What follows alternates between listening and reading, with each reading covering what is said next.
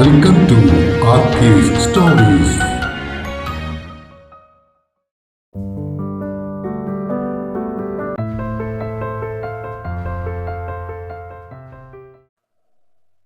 വില്വാദ്രി ഭാഗം 14.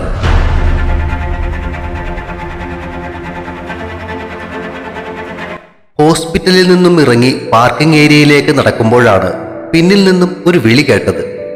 മേഘയും ശില്പയും തിരിഞ്ഞു നോക്കി. ധൃതിയിൽ അടുത്തേക്ക് നടന്നു വരുന്ന അമലിനെ കണ്ടതും ശില്പ മേഘയുടെ നേരെ തിരിഞ്ഞു.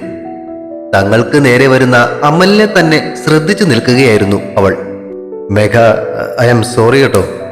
താൻ കാലത്ത് അങ്ങനെയൊക്കെ പറഞ്ഞപ്പോ പെട്ടെന്ന് എനിക്ക് കൺട്രോൾ ചെയ്യാൻ സാധിച്ചില്ല.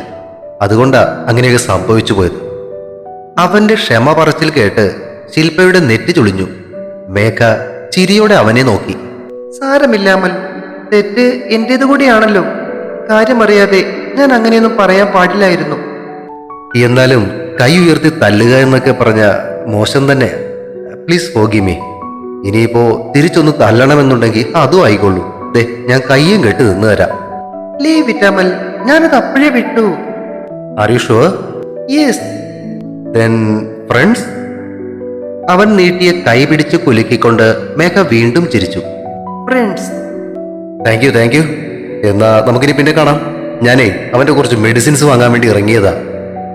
അവരോട് യാത്ര പറഞ്ഞിട്ട് അവൻ ഫാർമസിയുടെ നേരെ നടന്നു. എന്തോന്നാ മോളെ, ആദ്യം ഒരു തല്ലലും പിന്നെ ഒരു ക്ഷമ പറച്ചിലും ഒക്കെ. എന്തിന്റെങ്കിലും ഒക്കെ തുടക്കം വന്നോ? നീ ഒന്ന് പോയി. മേഘ ശില്പയുടെ കൈയും വലിച്ച് മുന്നോട്ട് നടന്നു.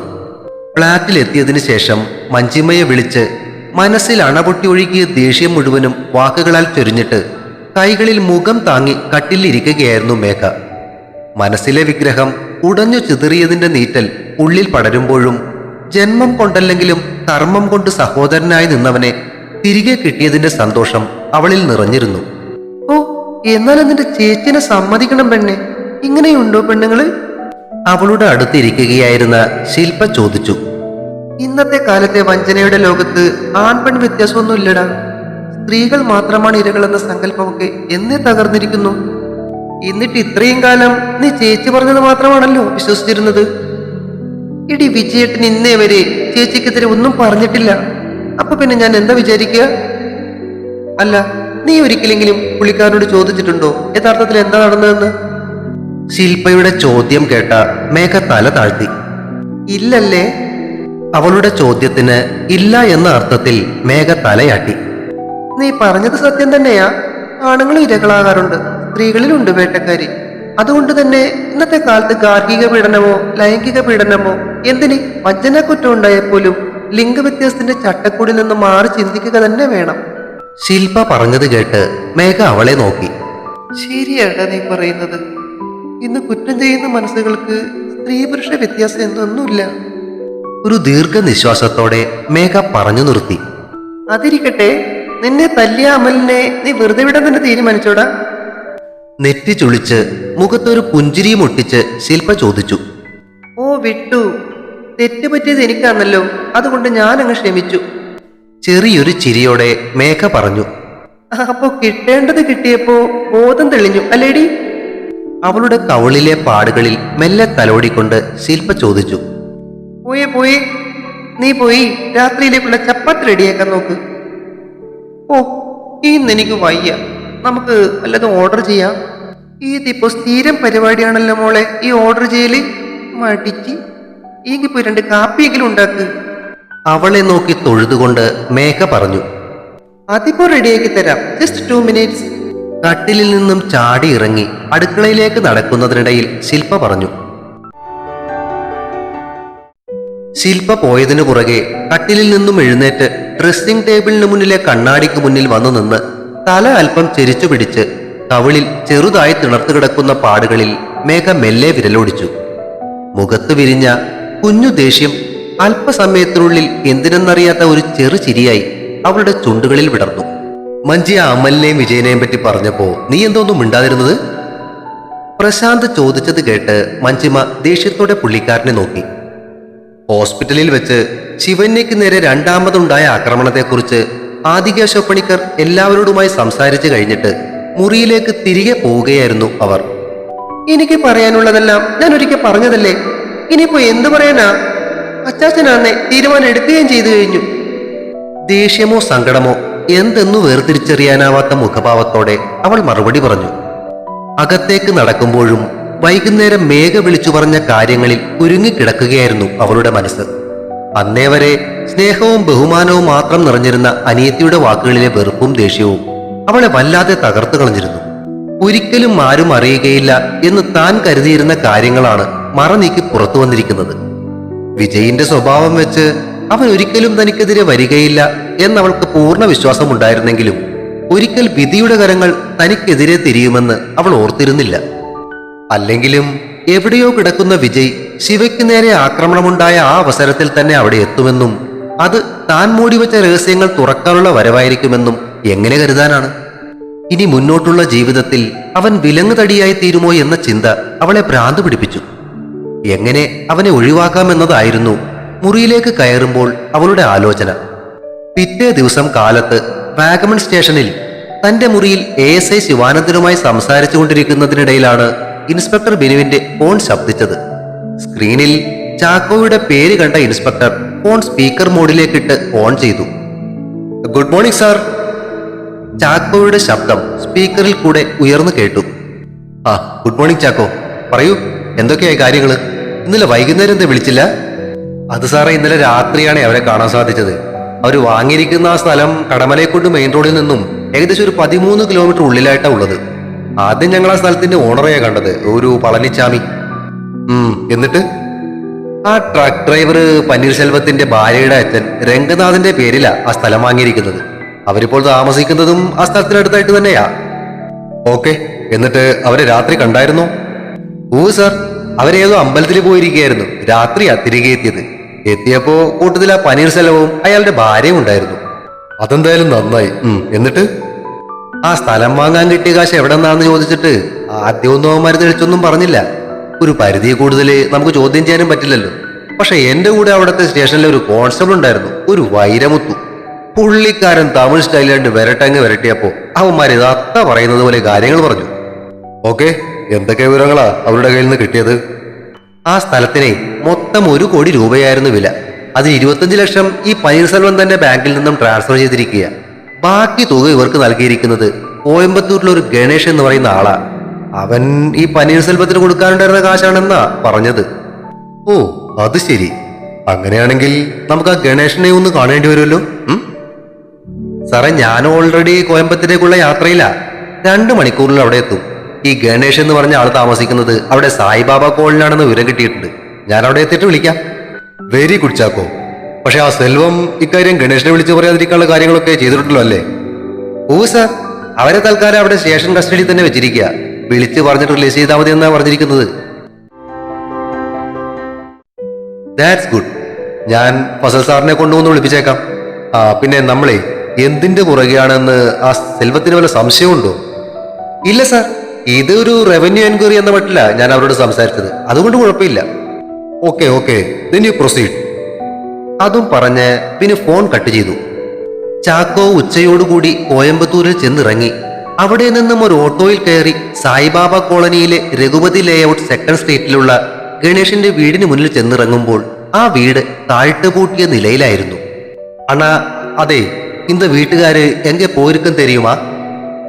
തൊട്ടടുത്ത വീട്ടിലെ ഗേറ്റിന് മുന്നിൽ നിന്നിരുന്ന അല്പം പ്രായമുള്ള ഒരാളോട് ചാക്കോ ചോദിച്ചു.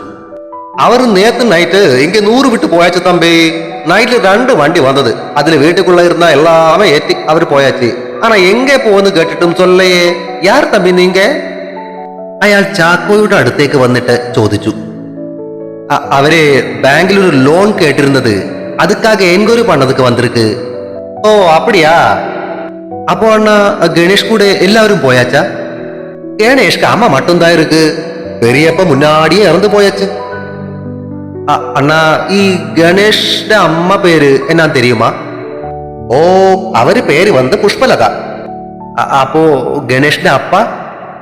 ഗണേശൊരു അമ്മ കേരളാവീന്ന് ഇങ്ങ വരുമ്പോത് 3 months പ്രഗ്നന്റ്. അവ കൂടെ അവരുടെ അപ്പ ഗിരീശൻ മട്ടുംതാ ഇരുന്നത്.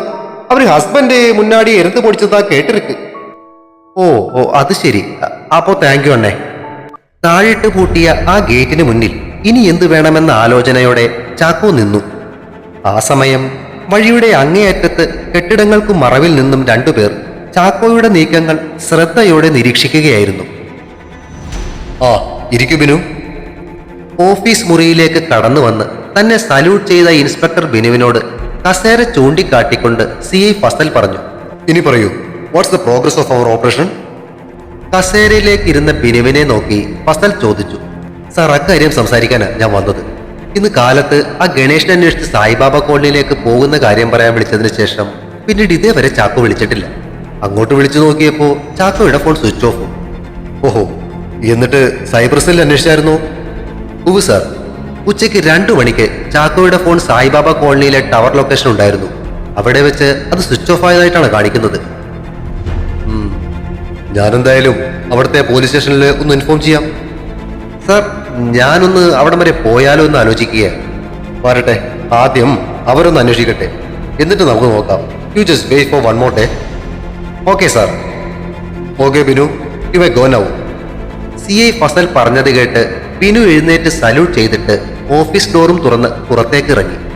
വിജയിനെയും ശിവന്യെയും കാലത്തെ തന്നെ ഹോസ്പിറ്റലിൽ നിന്നും ഡിസ്ചാർജ് ചെയ്തെങ്കിലും റിപ്പോർട്ടുകളെല്ലാം കിട്ടി ബില്ലും അടച്ചു കഴിഞ്ഞപ്പോഴേക്കും വൈകുന്നേരമായിരുന്നു. ശിവന്യയുടെ ശിവശൈലം എന്ന ബംഗ്ലാവിന് മുന്നിൽ അവരുടെ ഇന്നോവ എത്തിയപ്പോൾ തന്നെ ഭാസ്കരൻ ചേട്ടൻ ഓടി വന്ന് ഗേറ്റ് തുറന്നു. തന്റെ അടുത്തേക്ക് വന്നു നിന്ന ഇന്നോവയ്ക്കകത്തേക്ക് ഭാസ്കരൻ ചേട്ടൻ സൂക്ഷിച്ചു നോക്കി. 2 ദിവസം ഹോസ്പിറ്റലിലേക്ക് ഭാസ്കരൻ ചേട്ടനെ കണ്ടില്ലല്ലോ, എന്തു പറ്റി?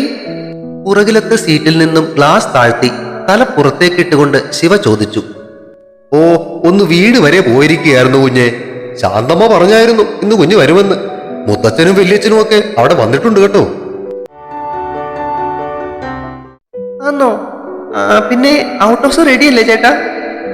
ഓ, എപ്പോഴേ റെഡിയാക്കിയതല്ല. കുഞ്ഞ് ചെന്നാട്ടെ, ഞാൻ ഗേറ്റ് അടച്ചിട്ട് വരാം. ശരി ചേട്ടാ. മുന്നോട്ട് നീങ്ങിയ വണ്ടി ആദ്യം ഔട്ട് ഹൗസിന്റെ മുന്നിലാണ് നിർത്തിയത്. അപ്പൊ നാളെ തന്നെ ഓഫീസിൽ പോയി ജോയിൻ ചെയ്യാനല്ലേ തീരുമാനം? ഇന്നോവയിൽ നിന്നും ഇറങ്ങാൻ തുടങ്ങിയ വിജയനോടും അമലിനോടുമായിട്ട് ശിവ ചോദിച്ചു. അതെ. കയ്യിലിരുന്ന ഡ്രസ്സിന്റെയും മറ്റും ബാഗുകളുമായി പുറത്തേക്ക് ഇറങ്ങിയിട്ട് വിജയ് പറഞ്ഞു. ഹോസ്പിറ്റലിൽ നിന്നും വരുന്ന വഴി ടൗണിൽ നിന്ന് തന്നെ അവർക്ക് അത്യാവശ്യമുള്ള ഡ്രസ്സുകളും മറ്റും ശിവ വാങ്ങിയിരുന്നു.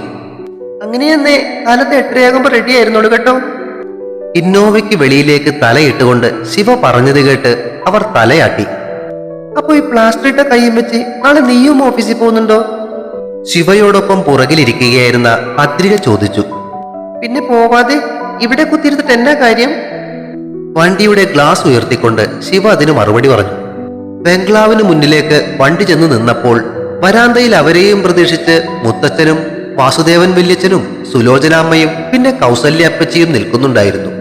ഇല്ലിത്താഴ്ത്ത് തറവാട്ടിൽ നിന്നും കുറച്ചു മാറിയാണ് ശിവന്യയുടെ ശിവശൈലം എന്ന ആ ബംഗ്ലാവ് സ്ഥിതി ചെയ്യുന്നത്.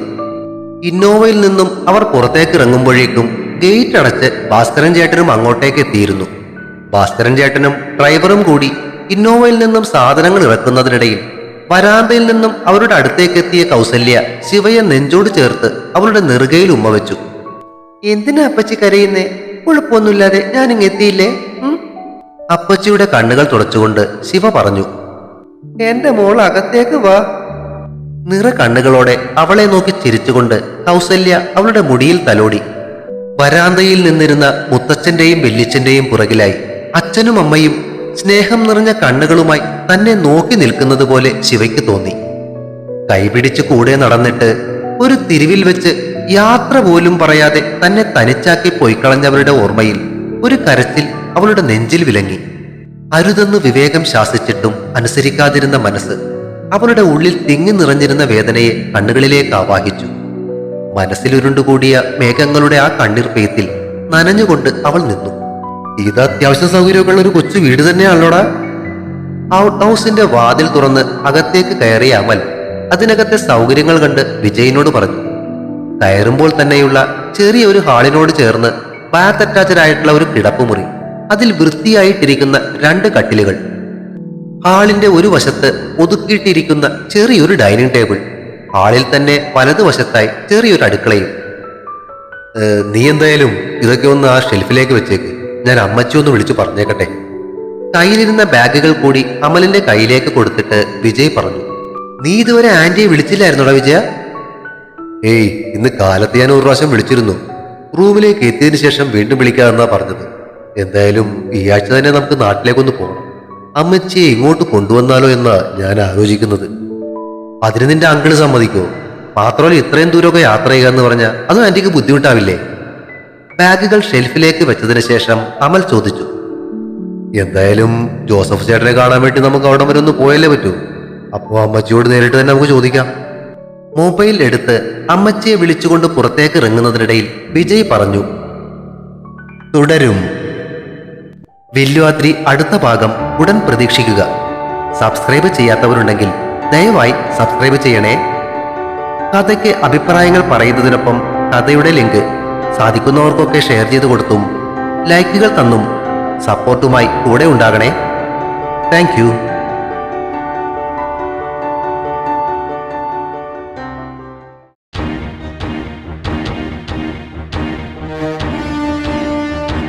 See you soon.